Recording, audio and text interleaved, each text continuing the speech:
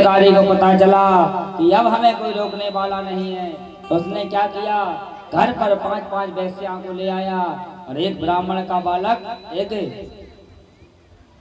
एक डाकू के नाम से विख्यात हो गया। जो पंडित धंधकारी होता वो आगे चलकर डाकू धंधकारी हो गया। धीरे धीरे समय बीता और यह चोरी डाका इत्यादि डालने लगा।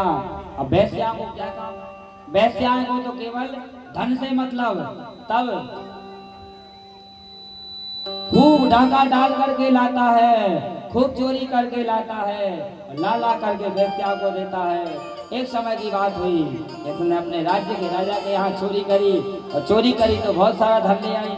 अब वेश्या भी बड़ी बदमाशन, उनने देखा कि बताओ कि बहुत सारा धन हमने इकट्ठा कर लिया है, क्यों ना इसको ठिकाना लगा दिया जाए, और यदि राजा इसे पकड़ेगा, इसे मारेगा, तो ये कहेगा कि धन तो हमने वेश्या को दे दिया, तो हमें भी मार घलेगी। हुआ यूं सजनों कि आज धंधकारी रात्रि में आया, पांचों वेश्याओं ने मिलकर के धंधकारी को बड़े प्यार से बुलाया और पलंग पर लेकर दिया, थोड़ा सहलाया फुसलाया, और 4 वेश्याओं ने मिलकर के दो ने पैर पकड़े, दो ने हाथ पकड़े और एक ने जलते हुए अंगारे और धंधकारी के मुख में डाल दिए और जल करके वो भस्म हो गया, मर गया।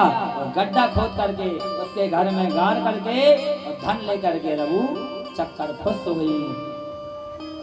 सजनों अब देखो, इसका समय तो गया क्या, पाप करते करते माँ बाप को सताते, जब ये मरा तो कोई बहुत बड़ा बाबा तो बना नहीं हुआ, जब ये मरा तो बन गया भूत, और जैसे भूत बना तो ऐसा वैसा भूत नहीं, बहुत बड़ा भूत। एक समय की बात है, जब इनके भाई गोकर्ण जी को पता चला कि पिताजी मर गए, माताजी मर गई, दादा भी चले गए, क्यों ना श्राद्ध की, श्राद्ध करने के बाद में अपने नगर अपने गांव वालों से मिलने के लिए आए, और जैसे ही मिलने के लिए आए सजनों, तो वहां पर उन्होंने सोचा कि रात्रि का समय है, अभी काहे को किसी को डिस्टर्ब करते हैं, अभी अपने बाप के ही घर में रुक लेते हैं, पिता के ही घर में रुक लेते हैं। तो एक खटिया उठाई और खटिया उठा करके आंगन में बिछा ली, और जैसे ही आंगन में बिछाई तो वहां पर नाना प्रकार की आवाजें होने लगी। कभी भैंसे की आवाज आए, कभी गधे की आवाज आए, कभी अग्नि जलने लगे, तब जाकर के गोकर्ण जी समझ गए कि निश्चित यहाँ पर कुछ खुट पाए हैं। तब उन्होंने अपने गंगा जली पात्र से कमंडल से जल लिया और छिड़क दिया, तो वहां पर एक प्रेत आत्मा प्रकट हो गई। अब पूछा, देवी काशित तुम कौन हो भैया? अब वो बोल ना पाए। तब फिर गोकर्ण जी महाराज ने वाक्यवाणी का मंत्र पढ़ा, भास्कराय विद्महे दिवाकराय धीमहि, तन्नो वाक्यवाणी का मंत्र छोड़ दिया। तो वह प्रेत आत्मा बोलने लगी, कहती है कि अहम भ्राता तो दोस्मी धुंधकारी नामता। अरे भैया, मैं ही तुम्हारा भाई धुंधकारी हूँ। गोकर्ण जी ने कहा, अरे धुंधकारी तुम भूत बन गए, प्रेत बन गए? बोले हाँ भैया। बोले तुम्हारे नाम से तो हमने गया में श्राद्ध करा दी, तुम्हारे तो हमने तर्पण कर दिया। अक्सर हमारे नहीं होते कि चलो जिंदगी भर बाप माताई की सेवा नहीं करी और अंत में गया जी जाते हैं, तो ऐसी व्यक्ति की मुक्ति नहीं होती सजनों। मैं नहीं कह रहा हूँ, भागवत जी में लिखा है, महाप्रेत की मुक्ति का उपाय सुनिए। बोले कि आप भले ही मेरी गया में 100 बार श्राद्ध कर दो, पर मेरी मुक्ति नहीं होगी। लिखा है, गया साद्रे सते नापी मुक्ति से ना भविष्यति, उपारम त्वार तम विचारे सम्मे प्रति। बोले आप भले ही हमारे नाम से गया में 100 बार श्राद्ध कर दो, पर हमारी मुक्ति नहीं होगी। तो बोले कक्का तुम्हें बता दो कैसे मुक्ति होगी, कौन सी पूजा चाहिए? जैसे किसी व्यक्ति को भूत लग जाए तो कहा बताओ क्या चाहिए, तो वो कहता कि हवन करो या होम धूप दे दो तो हम ठीक हो जाएंगे। बोले तुम्हें बताओ कैसे ठीक होगे? तो बोले यह उपाय हम नहीं बता सकते, आप तो स्वयं इतने बड़े वेद के ज्ञाता हैं, आप ही हमारे भाई हैं, आप बताइए। तब जाकर के उन्होंने कहा कि अभी तो तुम जाओ, अभी हमें भगवान का भजन करना है, सुबह आना, सुबह हम तुम्हारी बात को निश्चित तुम्हारे कल्याण का मार्ग ढूंढेंगे। और सज्जनों ऐसी कथा आती है संपूर्ण ग्रामवासियों से और सबसे पूछा, परंतु किसी ने कोई उपाय नहीं बताया। तब गोकर्ण जी भी भगवान के पुत्र थे, तब उन्होंने तुंगभद्रा नदी थी, उस नदी में जाकर के भगवान भुवन भास्कर यानी कि सूर्यदेव भगवान को अर्घ्य दिया और अर्घ्य दे करके पूछा कि हे परमपिता परमेश्वर, भास्कराय विद्महे दिवाकराय धीमहि तन्नो सूर्यो प्रचोदयात्।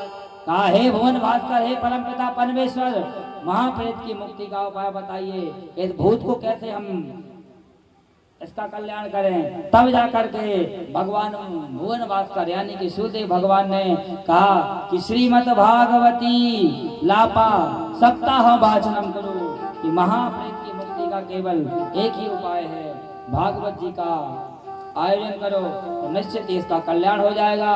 सज्जनों कथा तो आप सबने सुनी हुई है कि जब जाकर के सुना कि कथा करना है, कथा हुई तो केवल किसकी मुक्ति हुई? धंधकारी की। और जैसे ही धंधकारी की मुक्ति हुई, धंधकारी के नाम से कथा हुई, धंधकारी कहाँ बैठे?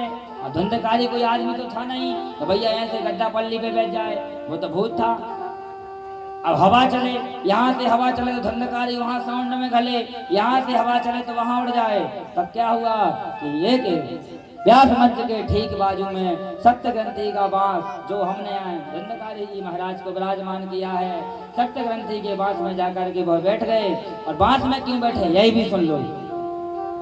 धंधकारी जी बांस में इसलिए बैठे क्योंकि बांस होता है वो होता है पोला, और पोला होता है तो बांस के अंदर हवा पास नहीं होती, बांस गर्म भी होता है। तो जाकर के बांस में बैठ गए और जैसे ही भागवत का गायन हुआ, एक दिन में एक गांठ फूट गई, 2 दिन में 2 गांठ फूट गई, 3 दिन में 3 गांठ, ऐसे निरंतर 7 दिन तक कथा चली।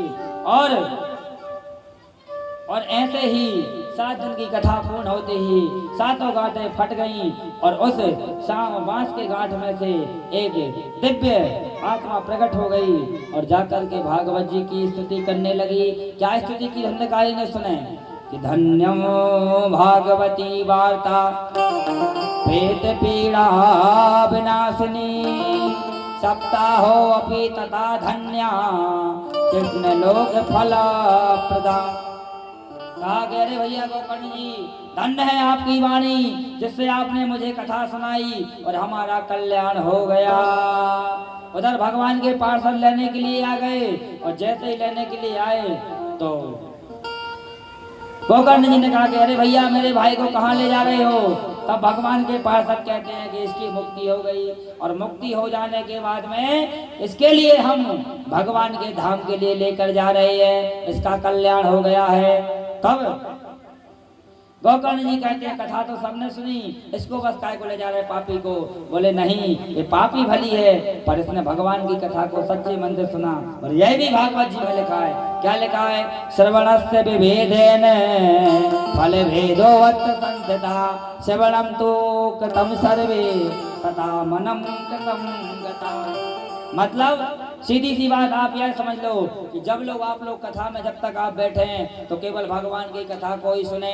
अब कई लोग कथा में बैठे हैं, किसी को घर की याद आ रही, किसी को रोटी की याद आ रही कि भैया ऐसा ना हो कि आज खाना नहीं बनेगा तो हम भूखे ही मर जाएं। ऐसे भी लोग होते हैं कि उनको लगता है कि एक दिन हम नहीं खाएंगे तो मर जाएंगे। किसी को लग रहा होगा कि हम लेट हो जाएंगे, तो ऐसा नहीं है। लिखा है भागवत जी में श्रवणस्य विभेदेन फल भेदोवत् संस्थिता। मतलब जो कोई व्यक्ति सच्चे मन से भाव से कथा को सुनेगा निश्चित ही उसका कल्याण हो जाएगा। तब भगवान के पास कहते हैं कि हे गोकर्ण जी, केवल सच्चे मन से यहाँ पर कथा धंधकारी ने सुनी इसलिए इसका कल्याण हुआ है। सज्जनों तब जाकर के ऐसी कथा आती है कि धंधकारी जी की तो मुक्ति हो गई और गोकर्ण जी ने फिर दोबारा से भागवत की कथा को किया और सभी ग्रामवासियों ने बड़े भाव से बड़े धूम से श्रीमद् भागवत कथा को सुना। और कथा को सुनने के बाद में सबका कल्याण हो गया और सब लोग वैकुंठ धाम के लिए चले गए। लिखा है मानस में कि राम सदा से बत रुचि राखी वेद पुराण साधु शोध साखी। जय सिया राम जय जय सिया राम जय सिया राम जय जय सिया राम। राम सदा से बक रुचि राखी वेद पुराण साधु शोध साखी। जय सिया राम जय जय सिया राम जय सिया राम जय जय सिया राम। सजनों, सभी लोगों ने बड़े भाव से कथा सुनी और सबका कल्याण हुआ। ऐसे ही संत कुमारों ने भागवत की महिमा को गाया और यही कथा को जितना हमारा विवेक था, जितनी हमारी बुद्धि थी, हम लोग ने आप लोग को सुनाया। इसलिए हमारा तो भैया केवल एक ही उद्देश्य है कि भैया जितना हो सके भगवान का भजन करो। बोलो भागवत भगवान की जय हो। अब यहाँ